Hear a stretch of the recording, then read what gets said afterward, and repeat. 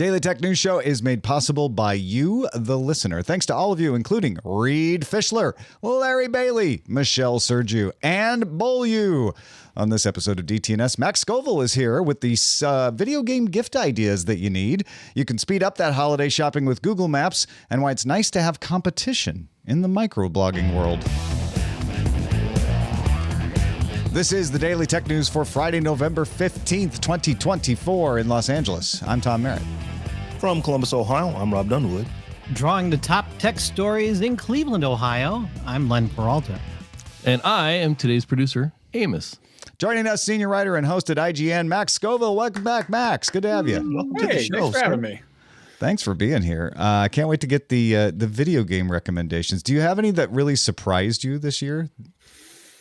Oh, I think the resounding surprise is Balatro. Everyone's pretty nuts about that. That's basically Crazy Poker, which is on PC and just mobile and Switch, I think, at this point. But it's one of those ridiculously addictive games that, I don't think anyone was expecting that to catch on quite as much as it did. All right. Well, good. We're going to get that and more in a little bit, but let's start with the quick hits. We may or may not get to see what happens if The Onion takes over Alex Jones' InfoWars. The judge overseeing Jones' bankruptcy proceedings has halted the transfer and ordered an evidentiary hearing to review the auction that The Onion won. It's a little complex, but it was an auction with only two bidders. The other bidder was First United American Companies, which operates the Shop Alex Jones website. That bidder complained about the secrecy of the process. The bids were done in secret, and First United says, we think we outbid them.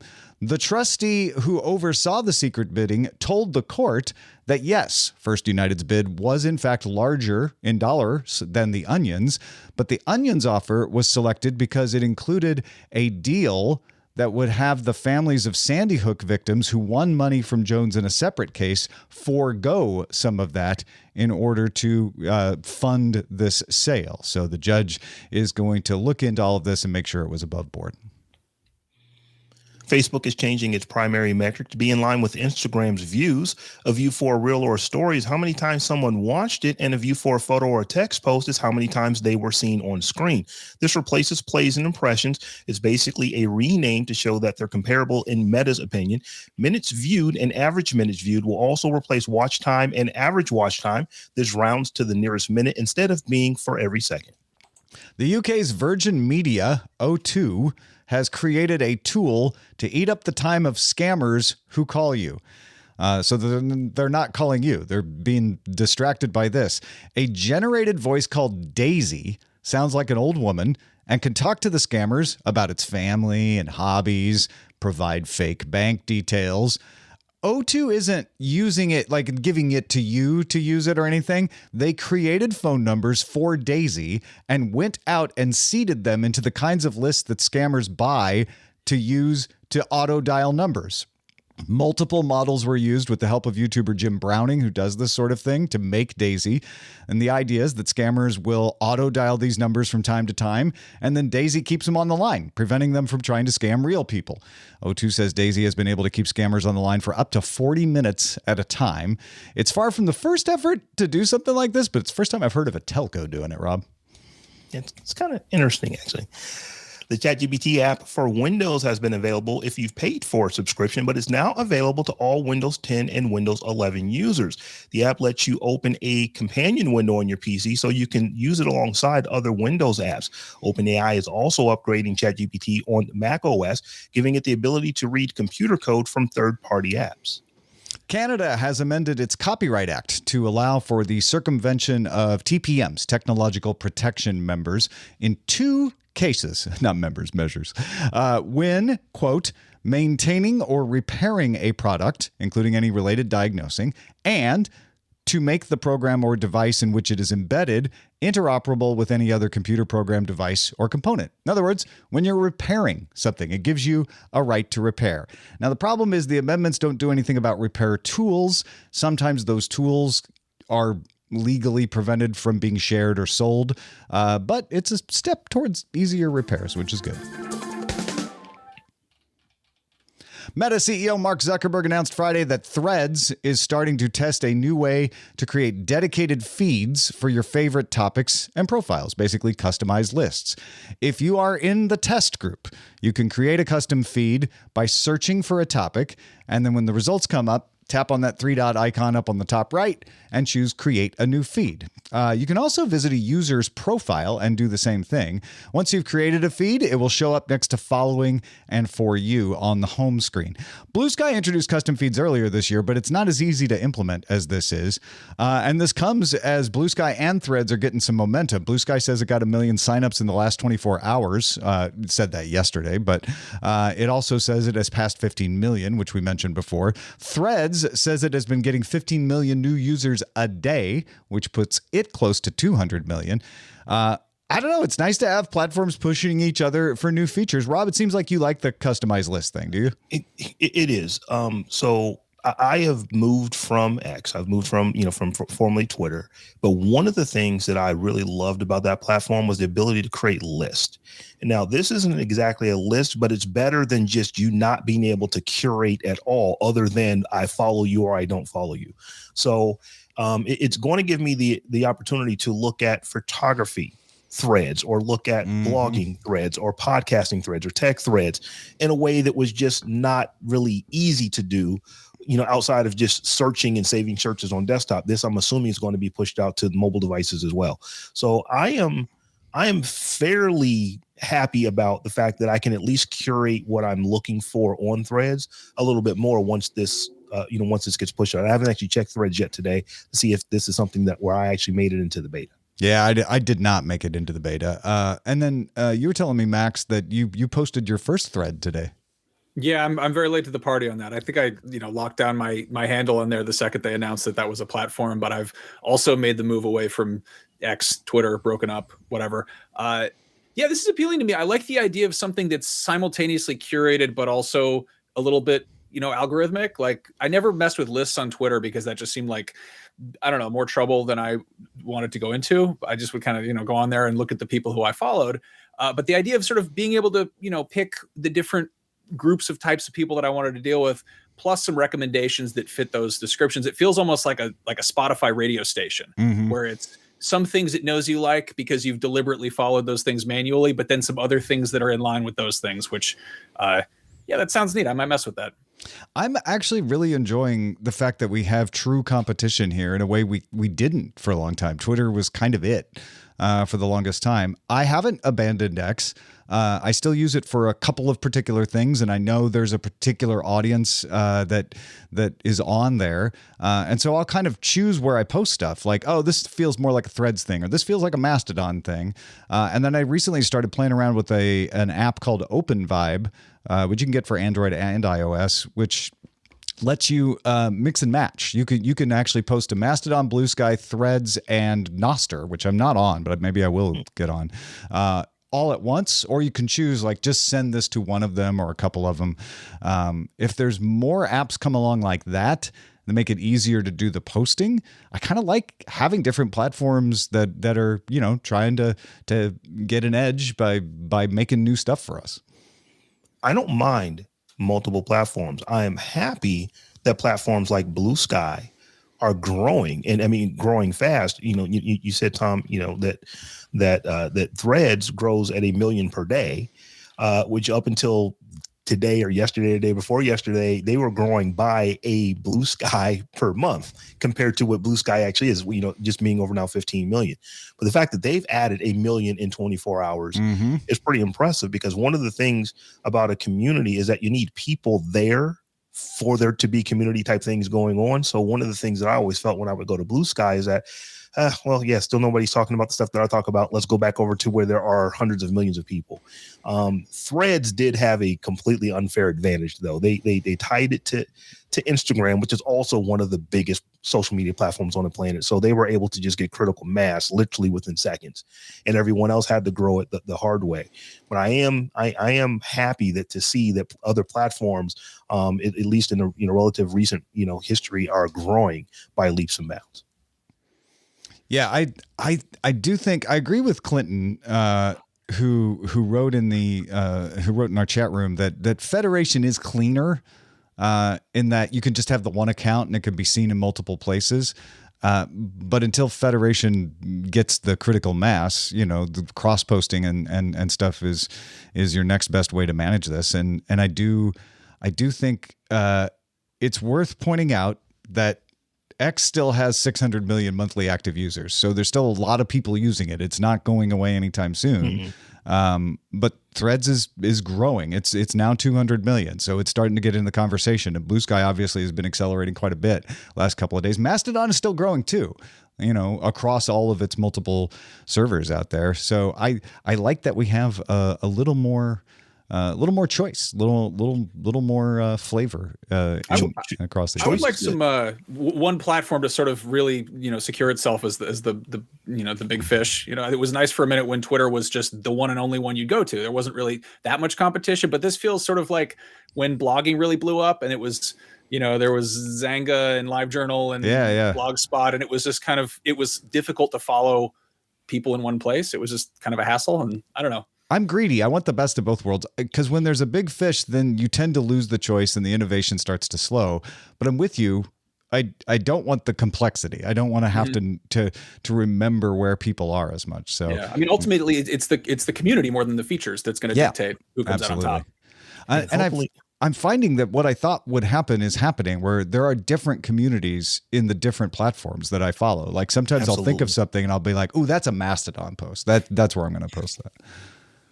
Hopefully the Federation aspects of some of these platforms will help you not have to worry about what platform is on. You can just use your platform and kind of get to it. So we'll see how that works out as well. Google is making holiday shopping a breeze with new features for maps. Now you can search directly within the app for specific items like that perfect ugly sweater or last minute gift. Simply type what you need into the search bar and maps will show you nearby stores that might have it. Now, when I first read this story, it kind of, two things popped out. Number one, I'd use it because I am that shopper that always leaves one or two gifts for my wife to the absolute last minute. And it is just going to store. Do you have this? Do you have this? Do you have this? And if I could just on my phone go right to maps and say, just type it in and it tells me the stores that has it near me, that's going to be a benefit to me. The other thing was that I thought about is that, this is another way that Google may keep people in their ecosystem, because as long as you're using maps to do searches, or of course you're using Google to do searches, you're not using one of these things that has AI in its title. You're not using OpenAI's ChatGPT. You're not using Meta's, Chat Agent. You're not using Perplexity. So Google is in a fight for its life right now to keep search and stay where they are, in the number one spot. And they will be that for the foreseeable future. But every percentage that they lose hurts, because it's a big company that makes a lot of money. So this is one of those ways where I also thought that, if they're adding this here and it's a usable service, people already know maps. If it's just something that people use, that might keep them from going and trying to find something in ChatGPT. Yeah, Max, how do you use Google Maps? Because I do use it for restaurant shopping more than retail shopping, but a little bit for both. Yeah, same. I could see this working. I guess the concern there is that how much stores will actually participate. And the thing that I've run into more often than not is, searching for something on, the result pops up that it's something that's from Target or from Walmart. And then I go to it and find out that it's a third party seller. And that's probably not going to be down the street of my local Target. No. It's one of those instances there. It would be really cool to see smaller businesses jump on this, and you type in jewelry and suddenly there's a little boutique store you didn't realize was around the corner. And, that's the internet equivalent of window shopping or, walking by foot traffic. So, yeah, definitely. I mean, one of the interesting things, the way this is being rolled out is they will have types of items for almost all the stores that are out there, as long as they know what kind of store it is. So small businesses can manage that in their small business listings. So if it's a jewelry store, like you say, it can say, oh, you're looking for jewelry, you might try here. It won't always have the inventory. Bless me. It won't always have the inventory though. It will just say you'll have to call them or go visit the store. But that would be an improvement to me. Right now, sometimes you type in a type of product. Every once in a while I try it and the results are less than satisfying. It'll be like some things you're like, I'm pretty sure that pizza place does not have jewelry. I'm not sure why that's showing up. So maybe this will improve that.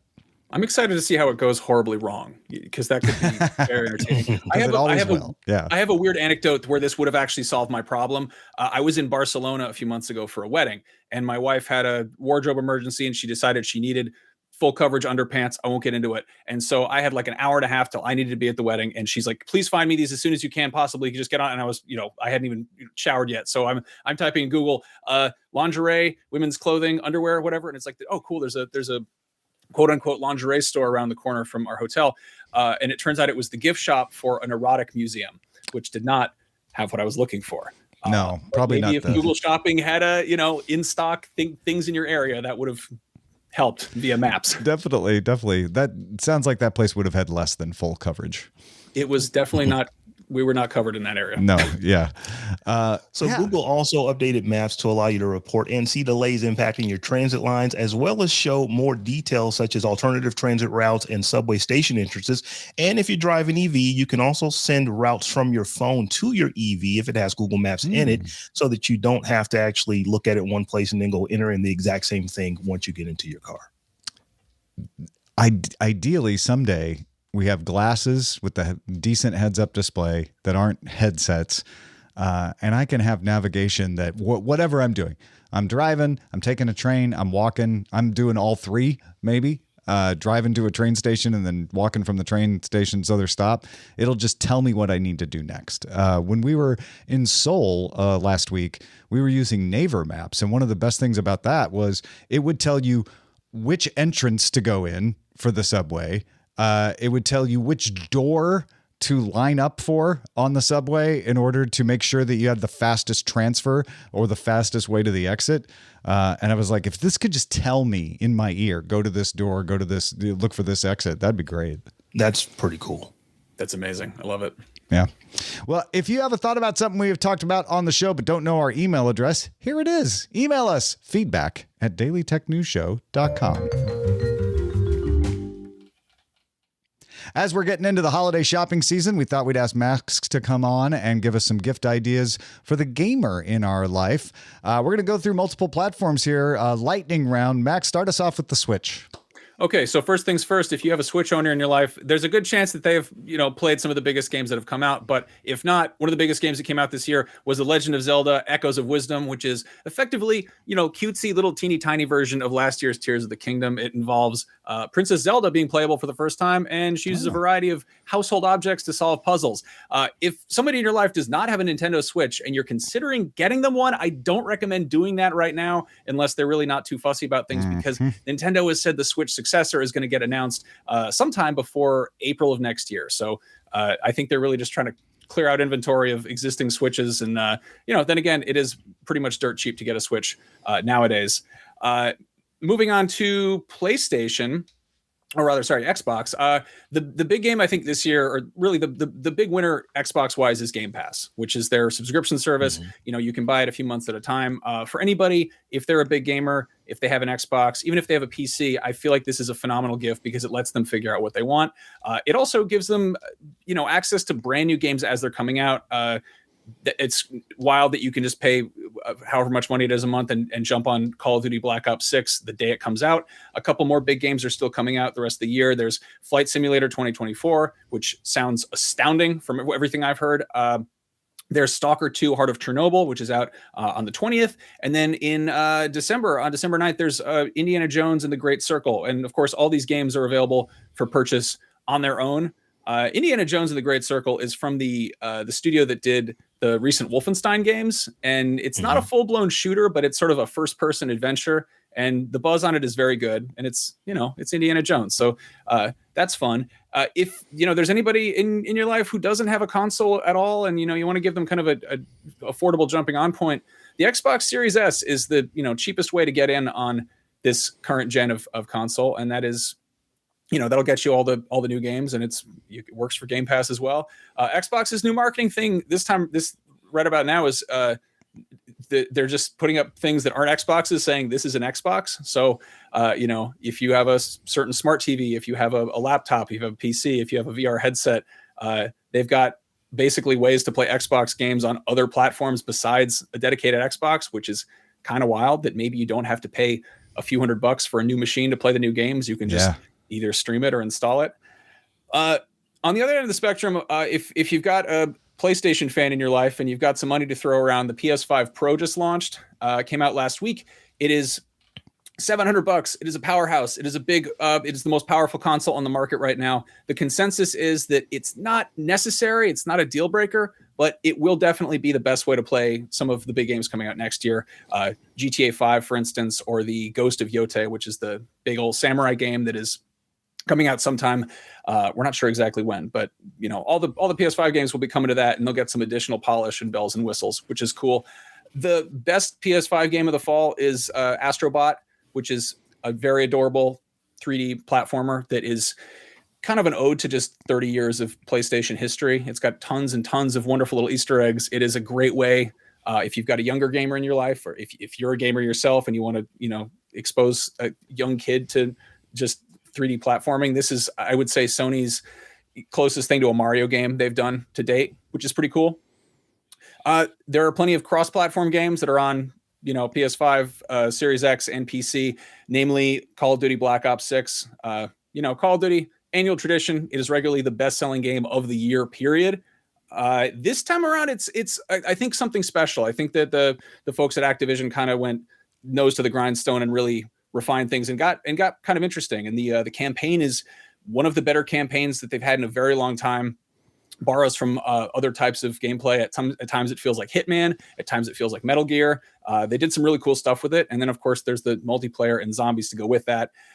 Dragon Age Veilguard is BioWare's long-awaited RPG, and the people who like the original Dragon Age games seem really into it. It's gorgeous. It looks amazing. I haven't gotten into this myself. I'm not nuts about Dragon Age, but it seems to be a hit with people. Another RPG that is getting just high marks across the board is Metaphor Refantasio, which is a mouthful of definitely confusing words. This is a gorgeous JRPG from the team that did the Persona games and the Shin Megami Tensei games, which the Persona has made some of the recent best JRPGs, and this is kind of taking that approach, everything we learned from that, and throwing it in a very cool medieval landscape. So if you dig the idea of a turn-based RPG with great art direction, that's that. If you just want a good old-fashioned video game about shooting a whole lot of aliens, Warhammer 40K Space Marine 2 is exactly that. This is another long-awaited sequel. The original came out, I think, 2011. And, anybody who's been itching for a new Gears of War, this is the next best thing to that. So highly recommend that. On the hardware space, Steam Deck just announced that they're doing a white OLED. There it is right there. Look at that beautiful thing. I know people love white hardware. This is, I think, $679. It's the, better screen, tons of storage, and it's going up for pre-order this weekend, I believe. It's up on the 18th. So I guess that's Monday. So keep an eye out for that. And then, of course, in the VR space, the MetaQuest 3S is the newest model, but with last gen's display, and you can grab it for $299, which is a pretty cheap entry point for VR. And it is, again, compatible. You can hook it up to your PC. It also is compatible with Batman Arkham Shadow, which is apparently awesome. I haven't checked that out yet, but it's the, tried and true Batman Arkham formula, but in VR, which sounds pretty cool. And in the VR space, there's a couple other big games coming out throughout the rest of the year. There's Metro Awakening VR, which is sort of subterranean post-apocalyptic Russian universe, but in VR. And then there's a game called Behemoth from Skydance, which is kind of looks like God of War crossed with Shadow of the Colossus. You fight a bunch of dudes on the ground in VR, and then you climb big old monsters and fight them. And then right before Christmas on the 19th, there's Aliens Rogue Incursion, which is Aliens in VR, which sounds nightmarish, but also kind of cool. No word on how that is. The jury's out. Haven't heard reviews for those, but that's something to keep an eye on. So that's those are my holiday gaming recommendations. When we talked about having Max go through this list, I was like, are we going to be able to get through this all? And you're like, yeah, I got this. Not a problem. That was impressive. Well done, man. Thanks for all these recommendations. Now, I own all of the consoles I just got a brand new Series X for an Xbox, brand new, and I'm really loving on this X Game Pass because it downloads games so much faster than my original Xbox One. It would take me, to download a game that was, 20 gigs. It would take it, an hour or two on my old Xbox. Now it takes it 6 or 7 minutes, and I love that there's so many games that I can just play right at the, really on a whim, because I'm only waiting 10, 15 minutes for a game to, get to the point to where I have enough downloaded to where I can play it. And you did mention this, but Warhammer, it's beautiful and it is really, really good. It's just crunchy. Like, it's just good old fashioned, shoot aliens in the face and step on their heads. You don't have to think about much, just aim, and you don't even have to aim if you put it on really low level. It's like you could just press buttons and things die. So it's kind of cool. So if I have this right on the hardware side anyway, to sum up, if you want to get a console for someone who's just getting into consoles, the Series S. If you want the power console, it's the Pro. And if you don't have any money, it's the Switch. Something like that. I would honestly say just maybe hold off on the Switch. Or just no. I mean, Nintendo puts out a bundle every year that has the Switch and Mario Kart 8, and it is consistently one of the best-selling things that comes out that year, period. Mario Kart 8, despite coming out in something like 20, it came out on the Wii U. It isn't like the top best-selling games every year, and I'm just wondering who doesn't have Mario Kart 8 Deluxe at this point. But if you know somebody who doesn't, keep an eye out for a bundle there. If you know somebody who's a big Nintendo fan, maybe give them an IOU for a console next Christmas or something. There you go. Yeah, perfect. Thank you, Max. All right, let's check out the mailbag. There was a question on Good Day Internet about the name Zayed, one of the common passwords that was used in the UAE. As a recent UAE resident, I'm happy to answer the question. Sheikh Zayed Al Nahyan was founding ruler of the UAE and the head of the family that rules the Emirate of Abu Dhabi. Many of the UAE's key buildings, roads are named after him. I hope this is helpful. And that is from Mike in Chile, DC. Oh, warm up, Mike. Good, and thanks for that. That solves that question. We were wondering why that showed up. You were wondering. Yeah. And then Matthew, also international, said Disney killed the Star Plus app this past July in Ecuador, which included Hulu outside the U.S. I recently let my U.S. Disney Plus subscription expire, and I signed up for Disney Plus here. Disney Plus Premium is cheaper in this market and includes most of the Hulu content and ESPN Plus. The interesting part is that I can use the ESPN app, but to access the NHL games, I have to use the Disney Plus app. I can use the ESPN app, but in the app, I can't access most of the game broadcasts. Disney has effectively already done this here, basically merged all of the stuff together, and presumably in many other markets outside the U.S. Thank you, Matthew, over there in Ecuador. And thank you, Len Peralta, for being here illustrating today's show. What have you drawn for us today? There's a big battle tonight that I think a lot of people are going to be watching. But the battle that we're going to watch that I kind of focused on was the battle of the social media monsters. Oh, yeah. Threads versus Bluesky. Take that, Tyson. Tyson and Paul can't match this slugfest.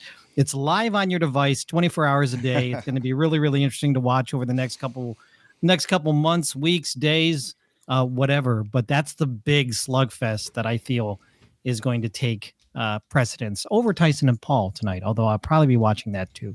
Yeah. Well, yeah, and you can talk about it on these social networks. There you go. That's the advantage, right? So pretty cool. If you want to get that image, if you're a Bluesky or a Threads fan, you can go to my online store or go to my Patreon, patreon.com/Len, where you back me at the DTNS lover level. You'll get that immediately, or go to my online store where you can purchase it there, or even I'm doing custom holiday cards again. So consider that. I'm already getting some orders, so get in early because I'll be pretty busy in December. Fulfilling those orders. If you want Mastodon in that fight, just commission Len to make a greeting card for you. I didn't even think about that. We didn't talk about Mastodon, but Mastodon would have been a really, really cool social media monster. Just it's already got that in there. Name. Yeah. It's like I like Mastodon, spool of string, and butterfly is the new rock, paper, scissors of the internet. There you go. I love that. Well, thanks, Len, and thanks, Max Scoville, for nothing else but coming in, and giving me some validation that my games I just purchased are good ones. Where can folks find and get more of you? You can find me 24/7. No, wait, no.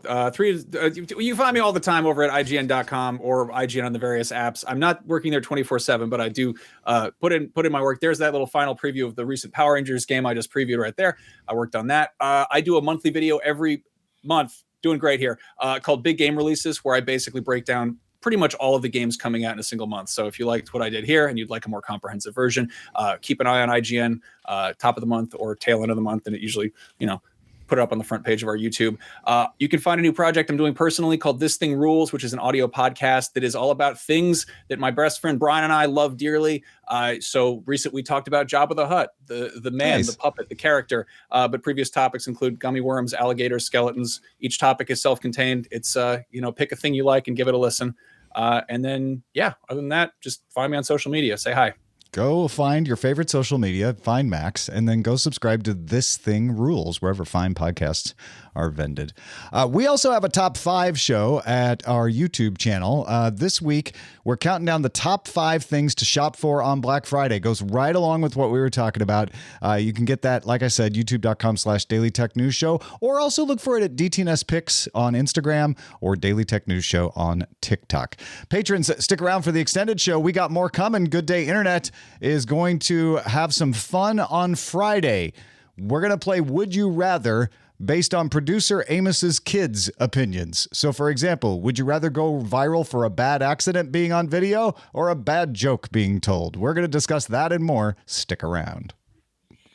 You can also catch the show live Monday through Friday at 4 p.m. Eastern, 2100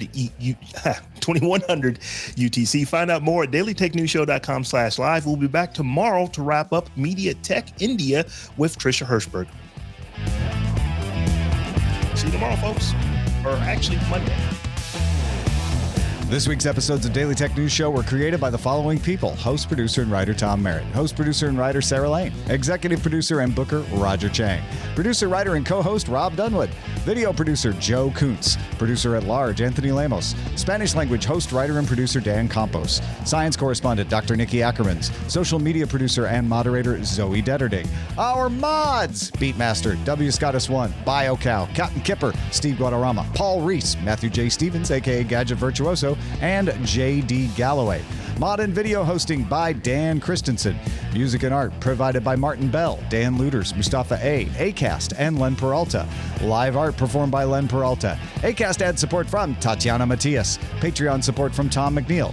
Contributors for this week's shows included Jen Cutter and Justin Robert Young. Our guest this week was Max Scoville. And thanks to all our patrons who make the show possible. We love you. Bye.